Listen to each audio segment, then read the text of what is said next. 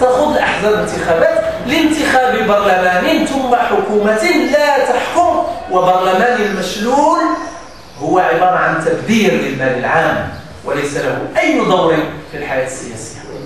وقد تحدثت شخصيا مع الذين خاضوا حكومة ما يسمى بالتناوب التوافقي منذ 98 إلى 2002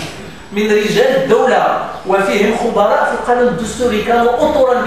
بجوار يوسفي، محيطين بعبد الرحمن يوسفي، واشتغلوا معه ما بين 98 و 2002 ثم ماذا؟ وقالوا لي بوضوح،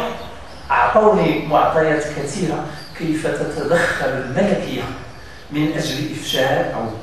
لنتحدث عن المخزن اللي هو نسق سياسي لا يقبل التغيير ولا يسمح به لأنه ليس في مصلحته، كيف يتدخل من أجل إفشال أوراش سياسية فتحتها الحكومة،